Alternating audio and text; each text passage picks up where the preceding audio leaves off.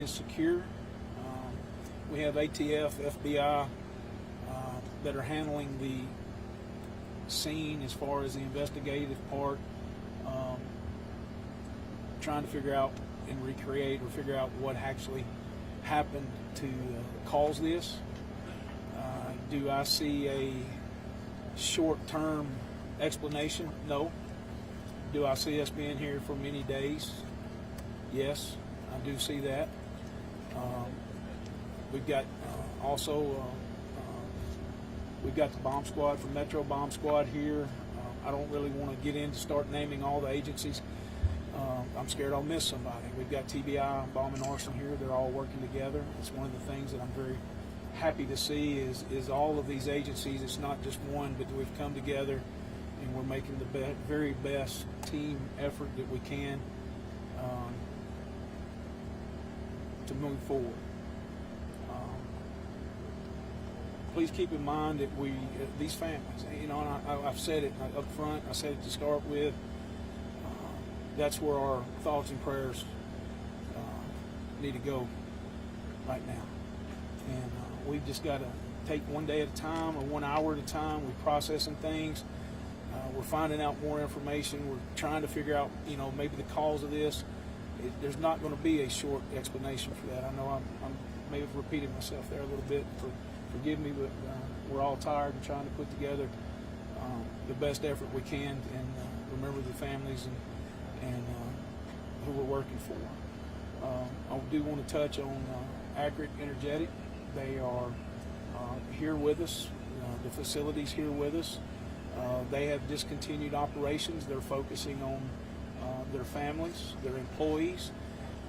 They're focusing on the next things that they need to do to try to make everything best for their people. We've got critical incident folks on the scene. I'm just sitting here trying to think through the scene.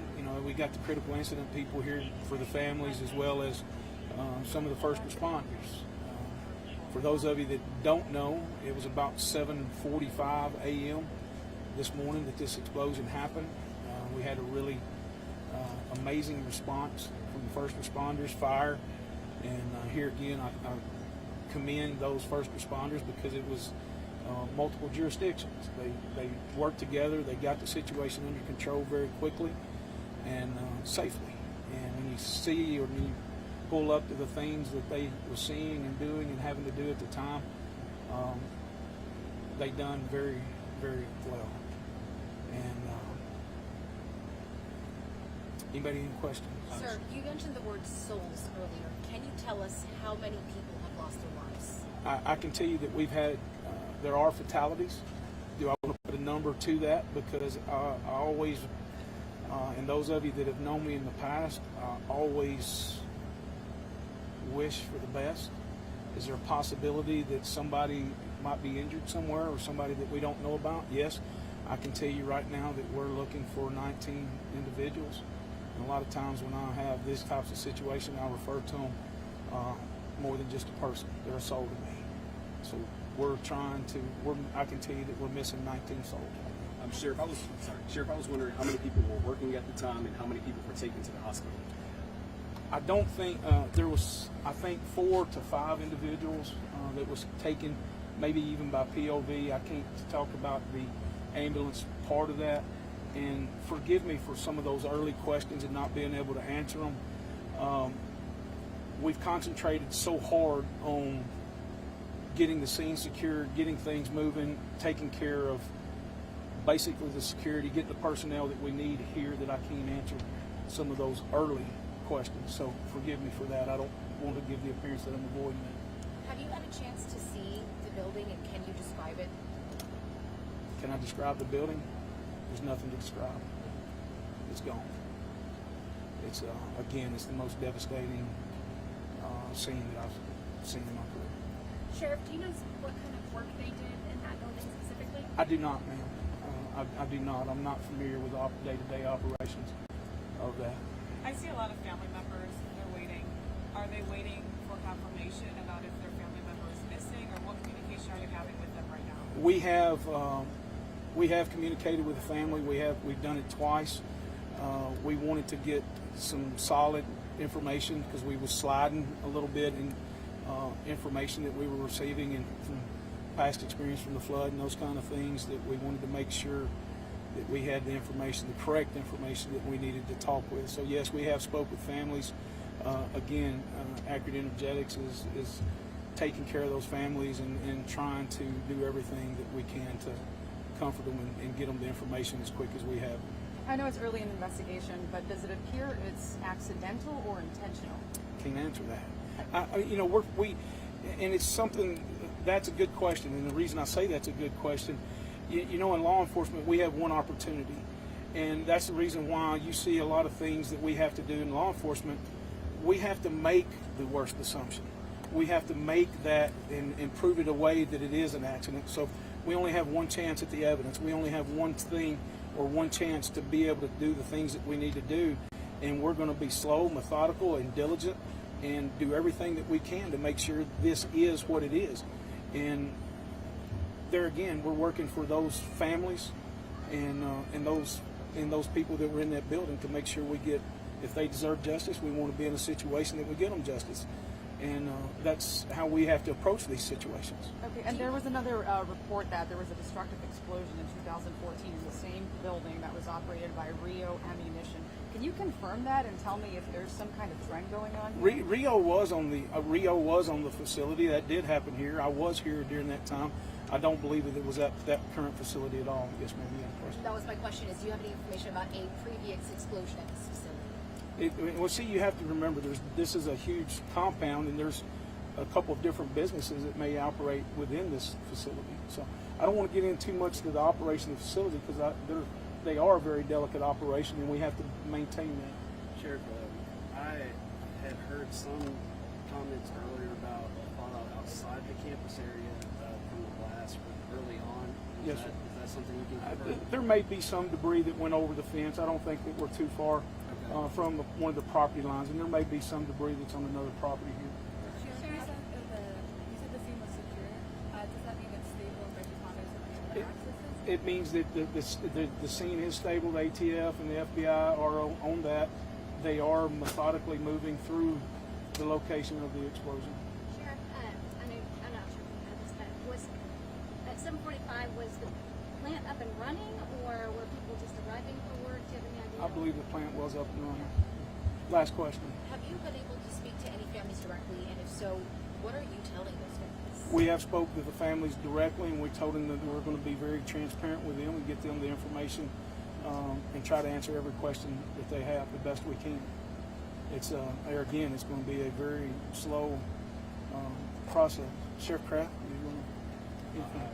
Did the department say that they called you guys or you guys are calling in? How did that work? Because I saw a lot of people, a lot of different departments. May I ask you a favor? Would you repeat that louder, please? A lot of different departments that showed up here. Did you guys contact them or did they contact you? We contacted him. I think Sheriff Kraft and I both got information about this very quickly. I don't mind telling you from the prior experiences here with the Rio and the questions that y'all had, I immediately picked up the phone and called Commissioner Long, and I said, this is what I've got, this is where I'm going, because we are in a bad cell range, we are in a bad location, and Commissioner and I are personal friends, and he helped me get the agencies here that we needed, and rapidly. So that was one of the things that I'm very thankful to him for that, and that relationship as well. All right, last question, I think I might have said that. Anybody? Well, Sheriff, I'm curious. I mean, after Waverly, another tragedy. I mean, just you talked about it at the beginning, but just how are you feeling? I mean, how's the community doing after another tragedy like this? My friend, I can't answer that, and forgive me for saying that. I can't answer that right now because he and I and the people from this facility, Mr. Stinson, we've concentrated so much on what is here right now and getting this stable, secure, and taking care of the people here that I hadn't been able to have any kind of feedback from the community. So I'm sure that I'll start hearing some things. We'll start interacting with things as time goes through this. And again, this is not going to be we're going to close this up tonight. And we'll probably be here 3 or 4 days from now, 5 days from now. It wouldn't surprise me at all if we're here next week. But we're just, again, we got to go slow, methodical. So forgive me. I don't mean to avoid that question, but we just can't. I can't answer it right now because I don't know. I do have one more question. I know you were kind of being really sympathetic towards the souls that were lost. I am wondering if eventually you are going to let us know how many people have perished. Yes, ma'am. We will confirm that. And like I can say right now, the list that we have right now, we are missing 19 souls. But we're not confirming that some of them are just missing. You can't confirm which ones have actually been accounted for. I could not tell you who's been accounted for. What are the next steps for you? Good question. Right now, honestly, we're having to go hour by hour. We're having to take things hour by hour. We're having to take developments that's going on. We're operating this as, for lack of better words, in I don't want to say two different scenes, but we're letting them take care and doing the things that they need up there where the incident occurred. And we're taking that information, compiling what the needs are, and setting goals that we're trying to reach as we go. So, to answer that, we're on that hour by hour situation. When do you think we'll have more firm numbers about the number of people being treated? Ms. Gray, if you don't mind, what time was we going to come back together? 4 p.m. I'm hoping by 4 p.m. that we can be able to tell you more information about that. So it's there again. It's not that I'm avoiding it. It's that we're getting information as we go, and that's why I want to try to maybe do these every hour or every couple of hours to be able to answer your questions. Okay. Again, is there some kind of list of missing people that we could potentially access? There was this one woman that told me her son was on that missing people list. I don't know if it's something that the media is privy to. I don't have that available for the media at this time, and we're still working with that. There again, because there's some of the delicate information, we're trying to confirm that every family's been notified, and we've got 110% have got to make sure that that's happened.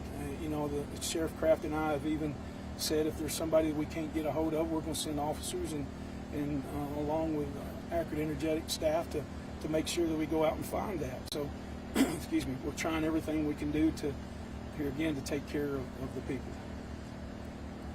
Fair enough? Hey, Chris, in years past, you've asked FEMA to help in different aspects. Is there anything we can do to assist at this time? Burton, I really appreciate you commenting on that. And putting things out here. We had some early pictures that was released, and man, I'm just asking you to be mindful of these families. This is a huge ordeal. It's a very devastating ordeal, and I'm not talking about devastating on the scene. I'm not talking about that.